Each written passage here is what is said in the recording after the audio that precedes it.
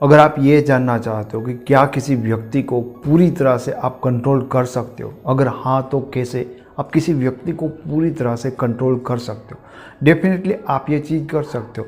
And आप relationship में होते किसी इंसान के साथ आपका इमोशनल बॉन्ड होता है। आपको पता है ना, एक बार आपका इमोशनल बॉन्ड किसी के साथ बिल्ड हो गया तो बहुत सारी चीज़ें आपकी उनके अकॉर्डिंग होने लगती है, जो वो चाहते हैं वैसे होने लगती है रिलेशनशिप में। मैं आपको बताऊँ कि सालों से, सदियों से ये एक फैक्ट है कि वुमेंस में, गर्ल्स में बॉयज़ से ज़्यादा हर तरह के पावर्स ज़्यादा होते हैं, ज़्यादा स्मार्ट, इंटेलिजेंट और फिजिकली भी वो मर्द से ज़्यादा स्ट्रॉन्ग होती है।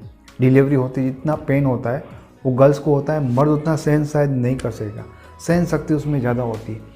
लेकिन औरत को हमेशा से ये बताया गया कि तुम कमज़ोर हो। और देखो इस समय पूरी दुनिया में ये पुरुष प्रधान समाज है, पुरुष प्रधान ये सोसाइटी है। ये साइकोलॉजी के कारण है। वुमेंस के साथ ये साइकोलॉजिकल गेम बहुत करोड़ों सालों पहले से हो गई है। आपको पता है कि टेररिस्ट हज़ारों लाखों लोगों को कैसे मार सकते हैं, उनको मेंटली, साइकोलॉजिकली कैसे कंट्रोल कर दिया, उनका ब्रेन वॉश इस तरह से कैसे हो गया, एक ही साइकोलॉजी काम करती है। ऐसा नहीं कि वो किसी और को मारे, ठीक है, वो खुद भी मरने के लिए तैयार हो जाते हैं। तो आप तो किसी के साथ रिलेशन में हो, माय गॉड, मैंने ऐसे बहुत सारे रिलेशन देखे हैं जिसमें लोग जाने अनजाने में अपने पार्टनर को साइकोलॉजिकली इतना कंट्रोल कर लेते, वश में कर लेते कि उसके बाद उनको कुछ चीज़ें दिखती नहीं हैं। आपको ये चीज़ें समझनी चाहिए, इसका सही यूज करिएगा तो आपके लिए बहुत सही होगा, क्योंकि बुरे कर्मों का फल बुरा होता है। चलिए वीडियो में हम आगे चीज़ों को बारीकी से समझते हैं। जो लोग स्मार्टली इस चीज़ को समझ सकेंगे, जो लोग स्मार्टली इस ट्रिक को अप्लाई कर सकेंगे, वो डेफिनेटली अपने पार्टनर को पूरी तरह से अपने कंट्रोल में ला सकेंगे। सबसे पहली चीज़, सबसे पहली टिप्स कि अपने पार्टनर को छोटी छोटी बातें मनवाने की ट्रेनिंग कराओ। इस बात को बारीकी से आपको समझने की ज़रूरत है, क्योंकि अगर इसका मतलब आप ऐसा समझ गए कि उसको धीरे धीरे तुम कंट्रोल करते जाओ तो तुम गलत समझे हो, तो तुम गलत स्टेप लेने के लिए जा रहे हो, ऐसा मान लो। तुम्हें कंट्रोल नहीं करना है, तुम्हें क्या करना है कि छोटी छोटी बातें मनवाने की ट्रेनिंग स्टार्ट कर दो उसको। छोटी छोटी बातें बहुत सारी होती है जिसमें सामने वाला इंसान ना ही नहीं बोलेगा, ठीक है। आपको लगता होगा कि कोई अनपढ़ गंवार इंसान होगा जिसे आप कंट्रोल कर सकते हो, नहीं। आपको मैं बता दूं कि दुनिया में ऐसे बहुत सारे टेररिस्ट हैं जो डॉक्टर होते हैं, बहुत ही ज़्यादा प्रोफेशनल अपने वर्क में होते हैं। उनके साथ भी होता है, चाहे वो कितना भी पढ़ा लिखा क्यों ना हो, क्योंकि उनके पास माइंड है और माइंड को आप डिकोड कर सकते हो किसी के, तो ये काम आप कर सकते हो, उनको टेप कर सकते हो। तो चीज़ें क्या करनी है आपको कि छोटी छोटी बातें जो बहुत मामूली हो, जो कोई अननोन पर्सन भी आपकी बात को एग्री कर सकता है, ऐसे काम करवाओ उनसे, ऐसी बातें मनवाओ। इससे क्या होता है हमको पता है, मैं एनसीसी में था, ठीक है, जो कॉलेज टाइम पे, ठीक है, हम मतलब प्रोफेशनल आर्मी में जाने के लिए आप वहाँ पे ऐसे एनसीसी जैसे कोर्स करते होगे, बहुत सारे लोगों को पता होता है कि आप परेड कराते हैं, आपसे परेड, और आर्मी में भी होती है, पुलिस फोर्स में, हर फोर्स में होता है। परेड का क्या मतलब होता है कि आपको एक दो सावधान विश्राम, ये सारी चीज़ क्यों करवाते हैं, ठीक है। इसका मतलब ये है कि आपको ऑर्डर्स फॉलो करवाने के लिए आपके माइंड को ट्रेन करते हैं कि जब आपको वो कहे कि फायर, ठीक है, सामने आपका रिलेटिव होगा ना दोस्त, और आपको जब ऑर्डर मिलेगा ना कि फायर, आपने ट्रेनिंग की होगी ना, तो आपसे गोली चल जाएगी, क्योंकि तब तुम्हारे माइंड को कोई फ्रीडम नहीं होता। तुम मेंटली ना ऑर्डर को फॉलो करते करते करते तुम्हारा माइंड इतना ट्रेन हो गया है कि बस उसने ऑर्डर दिया, तुमने फायर कर दिया, सामने तुम्हारा रिलेटिव होगा, तुम्हें इतनी दया नहीं आएगी, ठीक है। अब आप अभी जहाँ पर होगे तो सोचोगे, समझोगे, तुम अननोन लोग पर्सन को, तुम्हारे दुश्मन को भी शायद नहीं मार सकते, लेकिन तुम फौज में चले गए, इतने आतंकवादी बन गए, उसके बाद तुम किसी को भी मार दोगे। वो चीज़ क्या होती है कि धीरे धीरे उनको सिर्फ फॉलो करवाते, हर दिन उठ को उनको एक ही बात बनाते, left right left right left right, फिर वो अपना दिमाग छोड़ देते, जस्ट ऑर्डर को फॉलो करते। तो ऐसे काम करवाओ, ऐसी बातें मनाओ छोटी छोटी, तुम हज़ारों चीज़ें ऐसी ढूंढ लोगे कि क्या क्या उनसे मनवाना है मुझे। देखिए, स्टार्टिंग में कोई बड़ी डिमांड बिल्कुल भी मत करना, एकदम जितना छोटा हो सके ना उतनी चीज़ों को लेकर स्टार्ट करो, क्योंकि जैसे जैसे छोटी छोटी बातों को मानता जाएगा, फिर आपकी बड़ी बड़ी चीज़ों को भी वो समझता जाएगा, मानता जाएगा। दूसरी बात, आपको पता है कि हमारे समाज में जब शादी होती है ना, तो बहुत सारी रस्में होती है, बहुत सारे रिवाज होते हैं। मैं बचपन में सोचता था कि यार इतना मतलब चीज़ें क्या दिखाने की ज़रूरत है कि शादी करो, लोगों को दिखाओ, बुलाओ, ठीक है।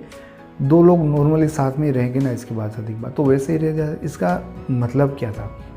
तो जब मैंने इसके बारे में बहुत सारी चीज़ें सीखी तब मुझे एक्चुअल में पता चला कि दोनों लोगों को ना मेंटली वो बांध लेते हैं समाज कि तुम दोनों शादी कर रहे, ये सारे लोग देख रहे, ठीक है। इतनी रस्में, इतने रिवाज, शादी हो जाने के बाद भी दुल्हन को कहते हैं कि यहाँ पे जाना है, यहाँ पे मत्था टेकना है, ये करना। क्यों? मेंटली ना उसके माइंड को ट्रेन कर रहे हैं, ठीक है। उसके बाद वो लोग ना बैचलर जैसी हरकत नहीं करेंगे, ठीक है, क्योंकि समाज के सामने, सोसाइटी के सामने ये सारी चीज़ें करवाते हैं उनको। फिर वो लड़की जब अनमेरिड होती है, सिंगल होती है, कहीं भी कूदती है, कहीं भी घूमने चली जाए, तो वैसी हरकतें आप देखोगे कि मैरिज के बाद औरतों में। अब समय, सिचुएशन, पहले उनको कितना बांध के रखते थे। दूसरी चीज़ और बहुत बहुत बहुत ही ज़्यादा ही इम्पोर्टेंट चीज़, ठीक है, हम एक गलती करते हैं कि किसी को इम्प्रेस करने के चक्कर में सामने वाले को पहले बहुत ज़्यादा प्यार दिखाते, बहुत ज़्यादा केयर दिखाते हैं।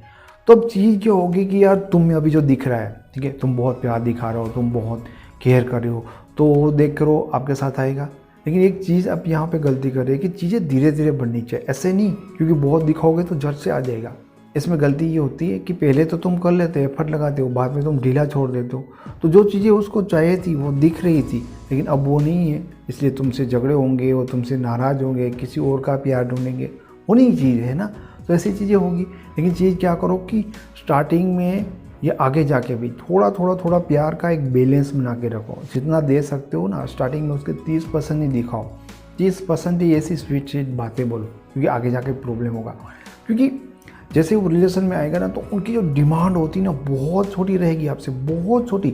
आपकी छोटी छोटी चीज़ों में वो खुश होते रहेंगे। मैंने ऐसे लोड्स ऑफ लड़कियाँ देखी, लोड्स ऑफ लड़की, ठीक है, कि मतलब उसका बॉयफ्रेंड कभी बात करता है, कभी मिलने आता है, ठीक है, और उन सारी चीज़ों में वो लड़की बहुत ज़्यादा खुश है। और मैंने ऐसे बहुत सारी लड़कियां देखी है जिनका बॉयफ्रेंड उसके लिए मरता होता है, फिर भी उनकी जो वहाँ से खुशी नहीं मिलती, क्योंकि पहले उससे भी ज़्यादा चीज़ें थी, अब वो नहीं मिल रही। इसको पहले कुछ छोटा दिखाया गया था, बाद में बड़ा दिखाया गया, तो वो रह लेगी यार। ये बहुत बड़ी चीज़ है रिलेशनशिप में कि आप पहले कुछ अलग रखते हो, बाद में कुछ अलग ट्रीट करते हो, ठीक है। पहले से चीज़ों को कंट्रोल रखो। हाँ, तुम्हारे में अगर है तो फिर ज़्यादा बाद में आपको बढ़ाना है। वो इंसान सरप्राइज होता जाएगा, वो उन चीज़ों को पॉजिटिव वे में लेगा। अगर पीछे से ये सब चीज़ें मिलेगी, पहले मिल गई और बाद में नहीं मिला, तो वो छोड़ सकता है दोस्त। इसलिए कभी भी रिलेशन के स्टार्टिंग में बड़े सपने, बड़ी बातें, बड़ी फीलिंग मत दिखाओ।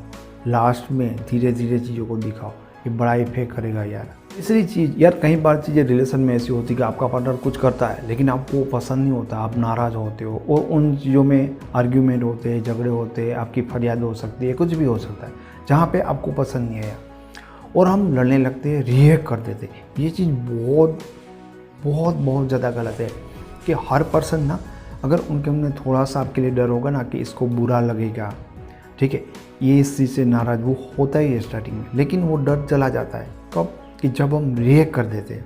एग्जाम्पल मैं बताता हूँ कि किसी बच्चे ने क्लास में कोई गलती कर दी, उसको पता है कि अभी टीचर आएगा, ठीक है, मेरे को डांटेगा, तो डर है ना उसके मन में।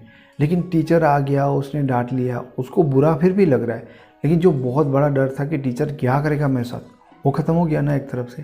कहने का मतलब कि जब आपका पार्टनर गलती करे ना, तो अपने बॉडी लैंग्वेज से, अपने हाव भाव से या क्वेश्चन करके पूछोगे ये हुआ था, ये किया था, तो नाराज़ रहो, ठीक है, अपनी बॉडी लैंग्वेज से, मगर रिएक्ट मत करो। क्योंकि तुमने जो रिएक्ट कर दिया ना, डांट दिया, ऐसा ऐसा बोल दिया, कोई सजा दे दी, पनिशमेंट, ब्लॉक कर दिया, व्हाटएवर, तो डर निकल जाएगा।